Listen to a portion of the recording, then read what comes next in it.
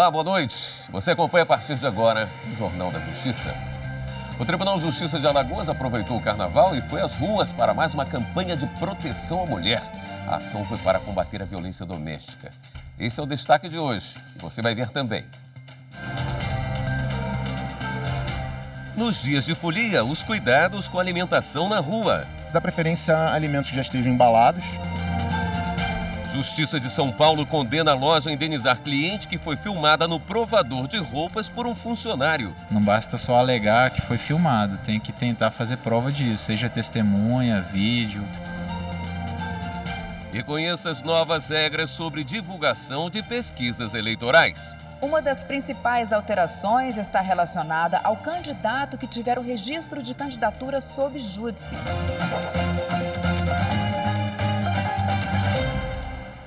No carnaval a cena se repete. Muita folia e pouco tempo para comer.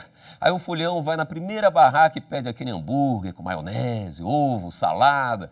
Mas na rua todo cuidado é pouco com a alimentação para não ter um problema de saúde que atrapalhe a diversão, hein? Tome cerveja e música baiana. Aí o folião lembra da fome e come o quê? Geralmente cachorro quente, aí vem os churros, sempre essas coisas mais assim do dia a dia. Come um pastelzinho, pipoca, cachorro quente, batata frita. Vou pela aparência, se me agradar eu como. Tô procurando aqui acarajé, mas não encontrei ainda. Não faltam opções. Vai aí uma carne na chapa ou um almocinho? Mas o folião deve ficar atento para não ter uma surpresinha desagradável. Você já imaginou quanto perigo pode ter aqui nessas vasilhas? Tem maionese, salpicão, vinagrete, milho verde em conserva. A lista do que pode fazer mal à saúde não é pequena, não. A carne mal passada pode transmitir a bactéria E. coli, que causa infecção, febre, diarreia e vômito com risco de levar à morte. Alimentos enlatados, como salsicha e conservas, podem provocar o botulismo, uma doença bacteriana que também mata. Frango, ovos e até vegetais podem ter a salmonela, bactéria que causa infecção alimentar. A maionese pode conter uma bactéria chamada Staphylococcus, que também causa infecção. Já os alimentos prontos para consumo podem provocar infecção por causa da bactéria Listeria. Para evitar problemas, Fernando Fagundes, que é da Comissão Nacional de Tecnologia de Alimentos do Conselho Federal de Medicina Veterinária, dá algumas dicas. Se for possível, levar de casa comida, né? Mas eu entendo que no carnaval é mais complicado isso. Mas dá preferência a alimentos que já estejam embalados, né? Ou serviços de alimentação regularizados perante a vigilância sanitária. E na impossibilidade disso, né, você vai comer, realmente vai ter que comer num ambulante, ou, enfim. Não comer, evitar comer alimentos crus ou mal passados. Dona Socorro está certa. Eu tenho um pouco de receio, entendeu? Eu prefiro já sair de casa almoçada, sabe, com a minha família. Tá certa. Ainda no carnaval, o Tribunal de Justiça de Alagoas realizou uma ação contra a violência doméstica. As juízas Carolina Valões e Marcela Pontes Garcia distribuíram centenas de ventarolas com a hashtag Não Se Cale escrita de um lado e o violentômetro do outro. Como vem de uma cultura machista, principalmente na nossa região aqui do Nordeste, a mulher muitas vezes não consegue identificar um relacionamento abusivo. Então o violentômetro ele dá esse alerta, dá esse start para ver se ela consegue começar a perceber as pequenas atitudes para evitar, se Deus quiser, uma violência ainda maior. A Andréia recebeu o material e logo foi dar uma olhadinha no violentômetro. Realmente conscientiza e sensibiliza as pessoas a acordarem para a situação. As magistradas garantiram que a ação de conscientização vai se estender durante todo o ano, inclusive envolvendo ainda mais a iniciativa privada. Tivemos alguns parceiros iniciais agora, né, alguns estabelecimentos que aderiram à causa, mas a ideia é a gente fazer com a própria associação dos bares e restaurantes aqui do estado para ampliar essa campanha e quanto mais gente a gente conseguir informar, maior será a prevenção e mais efetivo será o combate na violência contra a mulher. Segundo a juíza Carolina Valões, o mais importante é mostrar para as mulheres que elas não estão sozinhas e que devem buscar ajuda nos primeiros sinais de violência. Deve-se ligar para 180, né? Esse é um número de porte nacional para denúncias de violência contra a mulher. Nesse número há atendimento orientativo para órgãos que fazem esse atendimento, esse acolhimento da mulher. Agora, se ela se reconhecer numa situação emergencial de iminência da violência, ou se ela já está sofrendo a violência, ela deve acionar o 190, que é o da Polícia Militar. E nossos policiais estão preparados para atuar em casos de violência desse tipo. Em São Paulo, a Justiça condenou uma loja de departamento a pagar a indenização a uma cliente que foi filmada no provador de roupas por um funcionário. Segundo a decisão, a mulher teve o direito de intimidade e privacidade violados. Um momento de intimidade e confiança. Me sinto segura, porque eu já conheço o ambiente, eu sei que as colaboradoras são de confiança e o rol dos provadores é reservado. Mesmo tendo câmeras aqui, lá dentro a gente tem a privacidade respeitada. Neste brechó em Brasília, a proprietária faz questão de atender bem as clientes, sempre prestando atenção na intimidade. A partir do momento que ela entra na loja, que ela vai provar uma roupa, ela quer o quê? Conforto, ela quer privacidade, quer acessibilidade. Então, o provador tem que ser amplo, tem que ser seguro. A loja tem câmeras em todos os lados, mas nos provadores não. Mas nem sempre a intimidade e a privacidade do consumidor são respeitadas. Em São Paulo, a Justiça condenou uma loja de departamento a pagar indenização por dano moral no valor de R$80 mil a uma cliente que foi filmada no provador por um funcionário. Já tem um dispositivo do Código Civil que prevê essa responsabilidade da empresa pelos seus prepostos representantes. E, naturalmente, é a empresa que terá um aporte financeiro maior para se responsabilizar sobre isso. Agora, caberá, se quiser, eventualmente, essa empresa entrar com uma ação regressiva contra o funcionário, vendo que, nesse caso em específico, foi algo unilateral, algo que, a princípio, fugiu do controle da empresa. O advogado explica ainda que os direitos da privacidade e intimidade são garantidos pela Constituição e que o consumidor que passar por uma situação parecida deve registrar o caso na polícia e entrar com uma ação na Justiça. Reúne o máximo de conteúdo probatório possível, né? Não basta só alegar que foi filmado, tem que tentar fazer prova disso, seja testemunha, vídeo, apreender o celular ou a câmera que está dentro do provador, de alguma forma, um mínimo indício disso, né? E a seguir, as novas regras do TSE sobre divulgação de pesquisas eleitorais. Justiça é exatamente o respeito aos outros.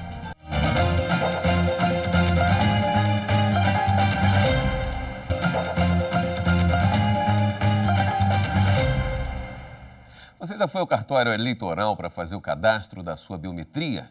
Fique atento, porque se no seu município a coleta dos dados biométricos for obrigatória e você não fizer, não vai poder votar nas eleições municipais. É a Justiça Eleitoral brasileira que tem a maior base de dados biométrica do Ocidente. São mais de 117 milhões de eleitores de 2.703 municípios que se cadastraram desde 2008, quando o processo começou a ser feito. Nesta etapa, cidadãos de 1.725 novos municípios de 17 estados vão realizar o procedimento. São Acre, Amazonas, Bahia, Ceará, Espírito Santo, Maranhão, Minas Gerais, Mato Grosso do Sul, Mato Grosso, Pará, Pernambuco, Paraná, Rio de Janeiro, Rio Grande do Sul, Santa Catarina, São Paulo e Rondônia. Para saber se você é um desses eleitores, é preciso consultar o site do Tribunal Regional Eleitoral do seu estado. Em caso positivo, vá ao cartório da seção eleitoral em que você vota com os documentos necessários. Precisa levar documentos de identidade, que comprova a sua identidade, um comprovante de residência e colher ali os seus dados biométricos. É bom lembrar que os dados biométricos são a imagem das digitais de todos os dedos e a fotografia. A foto também é um dado biométrico, porque ela é utilizada para uma análise facial e num processo de individualização do banco de dados, que garante que não há, por meio dessa verificação, dois registros iguais, considerando que não há duas digitais iguais no mundo. E quando houver qualquer dúvida, o próprio sistema lança a mão da verificação da foto para uma análise facial. É importante deixar claro que o cadastramento é obrigatório também às pessoas que têm o voto facultativo, como os analfabetos, os eleitores entre 16 e 18 anos e os que possuem mais de 70 anos. O processo da revisão do eleitorado é rápido, dura cerca de 15 minutos. Em alguns cartórios, inclusive, é possível agendar o atendimento, o que garante ainda mais agilidade à coleta de dados. Nos municípios que ficam mais distantes das sedes dos cartórios, a Justiça Eleitoral proporcionou aos eleitores um auxílio a mais. Na Bahia, por exemplo, por meio do projeto Caminhão da Biometria, 20 mil cidadãos foram atendidos de setembro a dezembro do ano passado e fizeram a revisão. A estimativa do Tribunal Superior Eleitoral é concluir a coleta de digitais em todo o Brasil até 2022. Se o eleitor desejar acompanhar o andamento do cadastro, basta acessar o portal do TSE, clicar na aba Eleitor Eleições, depois em Biometria, Acompanhamentos e escolher a forma de pesquisar. Ele só não pode deixar de cumprir com a obrigação. Se ele não comparecer numa revisão do eleitorado, a consequência é ele ter o seu título cancelado. Tendo o seu título cancelado, ele perde o direito de votar. Além disso, ele também perde a possibilidade de emissão de passaporte e participar de concursos públicos, entre outras penalidades, digamos assim, para o cidadão. E se no município onde você vota o cadastramento biométrico ainda não for obrigatório, é possível fazer o cadastro de forma voluntária no seu cartório eleitoral. É o chamado processo ordinário. Nesse caso, nas eleições de outubro, você já vai conseguir se identificar por meio da digital, o que garante segurança para o eleitor e para a Justiça Eleitoral. Uma nova resolução do TSE prevê a aplicação de sanção às empresas responsáveis pela divulgação de pesquisas eleitorais que não fizerem o registro das informações no sistema da Justiça. Quando começa a campanha eleitoral, é nela que todo mundo fica de olho. E como as pesquisas eleitorais influenciam o eleitor. Porque tem gente que gosta de votar naquele que está em primeiro lugar, né? E você vê que seu candidato está atrás, você muda seu voto? Mudo porque vou mais é pelo que a população está vendo mais, é que estão votando mais, então, para mim, influencia. O impacto que uma pesquisa eleitoral pode ter realmente é grande. Por isso, todo cuidado é pouco na hora da elaboração das perguntas e publicação dos números. A nova resolução do TSE prevê a aplicação de sanção às empresas responsáveis pela divulgação de pesquisas caso não haja o registro das informações no sistema da Justiça Eleitoral. Também não será permitido fazer enquetes ou sondagens sem plano amostral, que não utilize método científico para a realização. As empresas poderão ser notificadas e agora de uma maneira mais rápida. A partir de agora, elas podem ser notificadas pelo celular, por mensagens instantâneas e por e-mail. Então, isso realmente é um avanço porque traz mais celeridade, para o processo. Uma das principais alterações está relacionada ao candidato que tiver o registro de candidatura sob júdice. Antes, ele era excluído das pesquisas eleitorais até o julgamento do registro. Agora não. O candidato vai permanecer na pesquisa até o fim do processo. É importante que esses candidatos que ainda não foram excluídos participem. Então, enquanto tiver a possibilidade do candidato ter o registro, é importante que ele esteja participando. As novas regras para os procedimentos relativos ao registro e à divulgação de pesquisas de opinião pública já estão valendo. No site do TSE é possível consultar todas as pesquisas registradas durante as eleições. A improbidade administrativa é um ato ilegal e que prejudica a administração pública no Brasil. Acompanhe agora as penalidades para quem comete essa prática e como o STJ tem atuado nesses casos. Receber vantagem indevida usando a função pública. Enriquecer de forma ilícita. Fraudar licitação para beneficiar determinada empresa.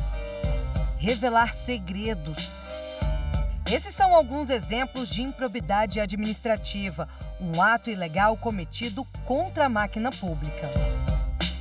Qualquer conduta que você tente se beneficiar ilicitamente da administração pública para um proveito próprio, qualquer conduta que vise a bem da verdade, a desviar dinheiro público é improbidade. Então basta você, na sua função administrativa, praticar um ato contrário aos princípios da administração pública, você já está praticando improbidade administrativa. Mas não é apenas servidor que comete improbidade administrativa. Ela pode ser praticada por qualquer pessoa que se beneficia da função pública, desde quem exerce o mais alto cargo até quem já saiu do órgão. O conceito do sujeito ativo é um agente público. E nesse conceito de agente público ele é mais amplo. Não só o servidor público, assim como o seletista, o temporário, o terceirizado, o estagiário, aquele que está para assumir o cargo, aquele que já deixou o cargo, mas que age em razão de um cargo público. Segundo a Lei 8.429 de 92, que trata de improbidade administrativa, existem 3 grandes grupos. Aquele que leva o servidor a enriquecer de forma ilícita, o que causa prejuízo aos cofres públicos e aquele que, embora não gere enriquecimento ou cause prejuízos ao erário, fere os princípios da boa administração pública, como, por exemplo, revelar alguma informação sigilosa do órgão. As penas são as seguintes: perda da função pública, ressarcimento ao erário, indisponibilidade dos bens, pagamento de multa, proibição de contratar com o poder público ou receber benefícios ou incentivos fiscais e suspensão dos direitos políticos. Em Teresópolis, no Rio de Janeiro, o ex-presidente da Câmara Municipal, Carlos César Gomes, perdeu a função pública depois de ter sido condenado por improbidade. Ele teria nomeado para cargos em comissão parentes de outros vereadores. Além disso, as nomeações teriam sido feitas para funções não vinculadas à chefia ou assessoramento e, em alguns casos, as pessoas nomeadas não cumpriam o horário de trabalho, gerando prejuízo aos cofres públicos. No STJ, os ministros da primeira turma entenderam que a perda do cargo por improbidade está vinculada à função que exercia na época do ato ilícito. Outro exemplo de condenação por improbidade julgado pelos ministros do STJ envolveu o ex-prefeito de Upanema, no Rio Grande do Norte, Jorge Luiz Costa de Oliveira, e de uma empresária. Os dois fraudaram licitações. Eles tiveram suspensos os direitos políticos e foram condenados em primeira instância ao pagamento de multa no valor de R$46 mil cada um por dano ao erário. O Tribunal Regional Federal da 5ª Região concluiu que a lei de licitações foi violada, mas não aplicou a pena correspondente à lesão aos cofres públicos. A União recorreu ao STJ e o relator, ministro Benedito Gonçalves, determinou o retorno do processo para que o Tribunal Regional Federal da 5ª Região decidisse a pena a ser aplicada aos réus. No voto, o magistrado explicou que a contratação direta, quando não caracteriza situação de inegibilidade ou dispensa de licitação, gera lesão ao erário, na medida em que o poder público deixa de contratar a melhor proposta. E a seguir, inscrições para casamento coletivo em Porto Alegre vão até a próxima sexta-feira. E agora, no intervalo do jornal, você vai ver mais um episódio da série Aqui Tem Justiça, que mostra como os médicos estão ajudando juízes a decidir processos da área de saúde. Justiça é tratar todas as situações de formas iguais. Não olhar para nenhuma classe social, nem raça e nem mesmo para gênero. É trabalhar todas as situações de forma igual.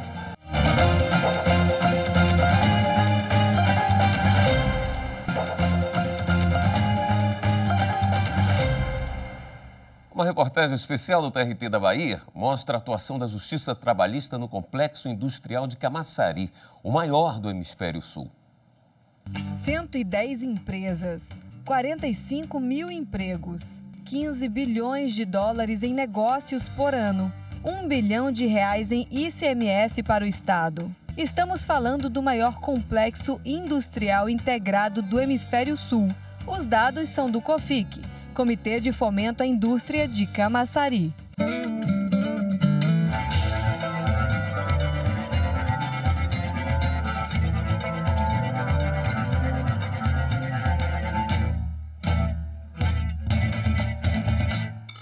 cresceu em várias direções, a questão do cobre, né? Então são vários segmentos que a gente tem hoje aqui. Hoje o nosso faturamento está em torno de 15 bilhões de dólares ano. Criado em 1978, o Polo de Camaçari movimenta diversos setores da economia nacional e internacional. E 90% da arrecadação tributária do município vem do Polo. Com o surgimento do Polo e tantos postos de trabalho, vieram também os vínculos empregatícios. E nessa relação, os conflitos nem sempre podem ser evitados. Logo se viu a necessidade da Justiça do Trabalho implantar a sua primeira vara na cidade de Camaçari. Mais de 5.000 processos são resolvidos anualmente através das 4 varas do Fórum Baraquísio Lisboa. Mas a grande maioria está vinculada à questão industrial. E para dar conta de todo esse volume de trabalho nas varas, é preciso dedicação e compromisso de todos. Nós podemos funcionar como uma espécie de anteparo a evitar que essas situações anômalas que surgem nas relações, que elas se multipliquem. A cada situação dessa que a gente ajuda a resolver, nos deixa bastante emocionado. A gente contribuir para que as pessoas possam efetivamente ter o seu direito. A Justiça do Trabalho ela tem uma importância muito grande, né, porque ela ajuda a gente a dirimir esses litígios que existem, né? Então, eu acho que é de suma importância e a empresa sempre está disposta tanto a fechar acordos como a ir atrás realmente da solução. Essa já acho que é a 4ª vez que eu venho para processo aqui e eu percebo que ele mantém a mesma postura, faz um trabalho dele dentro da Justiça e permitindo que a gente esteja ali livre para falar aquilo que é preciso falar, com respeito à ação que ele precisa tomar. O mais importante do que qualquer discurso, penso eu, que é a prática. E nós temos nos tornado cada vez mais humanos, mais próximos naturalmente da sociedade. Acho que isso é positivo, tanto para a sociedade quanto para nós. Estão abertas até esta sexta-feira as inscrições para o casamento coletivo promovido pelo Memorial do Judiciário em Porto Alegre, no Rio Grande do Sul. Para participar, o casal deve morar na cidade e não ter condições de arcar com as despesas do casamento civil. A cerimônia será realizada no dia 30 de abril. As inscrições para a 19ª edição do casamento coletivo são gratuitas e podem ser realizadas até o dia 28 de fevereiro ou até serem preenchidas as 30 vagas disponíveis. Os documentos necessários são carteira de identidade e comprovante de endereço. A cerimônia será realizada às 16h do dia 30 de abril na Galeria dos Casamentos, no Palácio da Justiça, em Porto Alegre. Para mais informações sobre o casamento coletivo, basta entrar em contato por telefone com o Memorial do Judiciário em Porto Alegre. O número é 51 3210 7176. É hora de dar um giro na rede para saber as últimas notícias.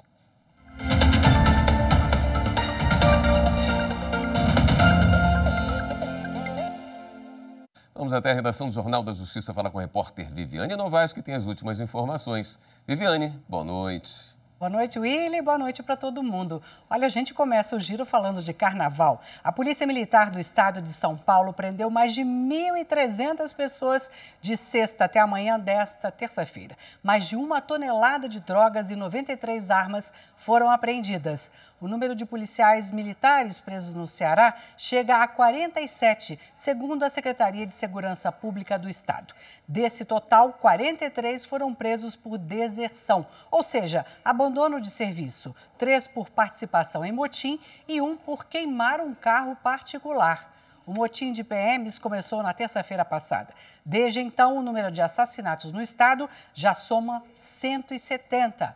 Os PMs reivindicam aumento de salário acima da proposta do governo.